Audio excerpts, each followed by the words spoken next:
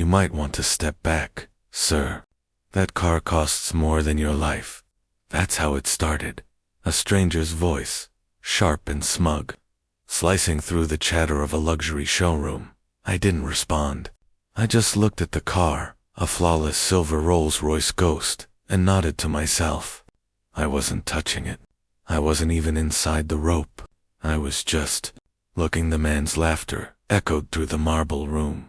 His two friends joined in, holding champagne glasses like props in a bad movie.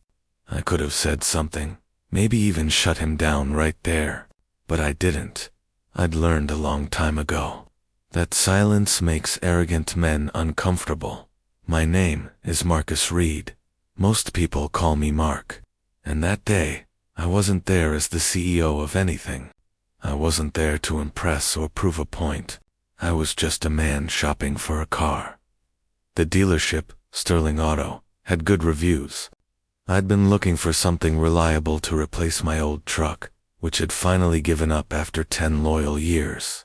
I'd even picked out a used Corolla online. Nothing fancy. I just wanted to get in, sign the papers, and leave. But on my way to the financing desk, I saw the velvet ropes, the new elite showcase area. Behind them sat machines that looked like art more than vehicles.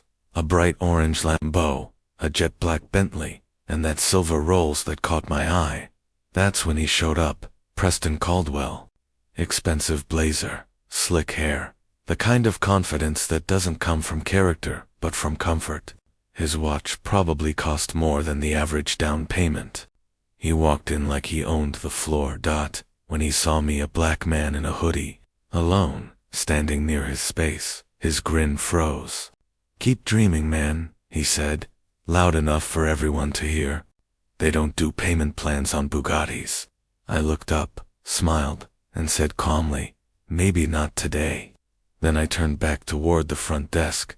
I didn't owe him an explanation, and that's what made him angry, because some people don't know how to handle peace. They feed off reactions, and when you don't give them one, it eats at them instead. Preston started whispering to the staff, pointing at me, acting like I was some kind of threat. The employees looked uneasy. Moments later, the general manager walked over, pressed suit, cold smile, the kind of man who cares more about the look than what's right. "Sir," he said politely, "this area is for premium clients only." I looked at him. "I'm not in your way," I said. "I understand," he continued, "but we've had some concerns. You understand. We want everyone to feel safe." Safe. That word always stings when it's used like that. Like my presence alone made people unsafe. I didn't argue. "Sure," I said. "I get it." I went back to my seat with Kevin, the junior salesman, helping me with my paperwork. His hands trembled a little. "I'm sorry about that," he muttered. "It's fine," I told him. "But a WASN, single quotes." Preston took it further. He claimed he saw me touch one of the display cars. The manager came rushing back. I stayed seated, calm, steady. "Check your cameras," I said. "You'll see I never moved." Preston laughed. "Yeah, that's what they all say." And just like that, 2 police officers walked in. Everyone stopped talking. They didn't draw weapons, but they didn't need to. The tension did the work for them. "Sir," one of them said to me, "we've had a report of suspicious behavior." Kevin jumped up. "No, he's my customer. He hasn't done anything." Preston smirked. "Maybe he's just really good at hiding it." That's when a voice came from the back of the showroom.com. Steady, commanding officers. "You're about to make a mistake." Everyone turned. A tall man in a tailored suit stepped out from the luxury wing, confident but quiet. The staff froze when they saw him. The taller cop frowned. "And who are you, sir?" The man handed over a sleek leather folder. "I'm Anthony Wells, Regional Director for Sterling Auto Group."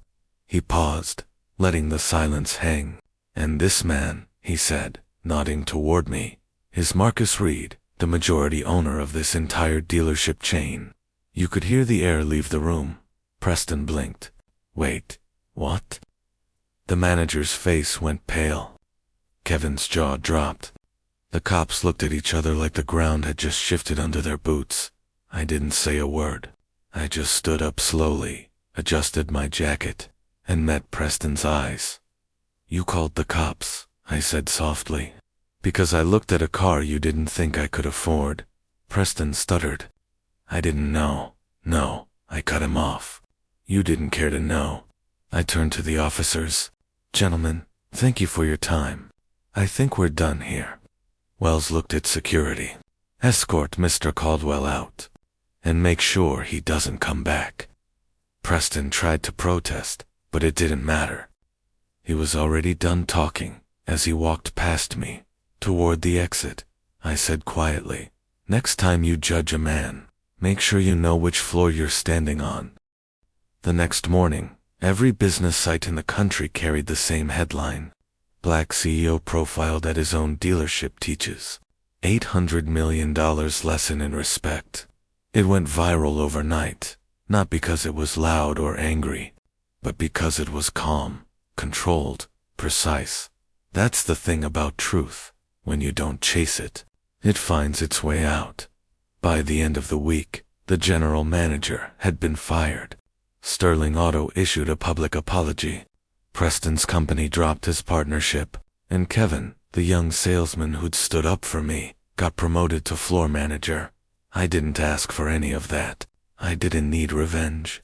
What I wanted was reflection. Sometimes, silence is louder than outrage.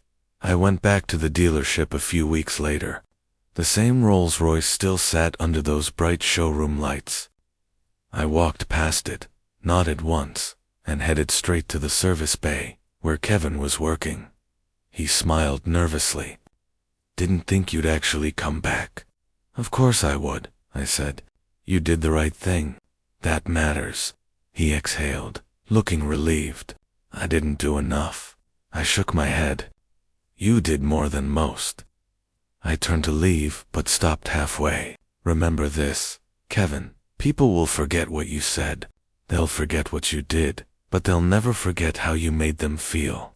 He nodded, eyes bright, as I stepped back outside into the sunlight.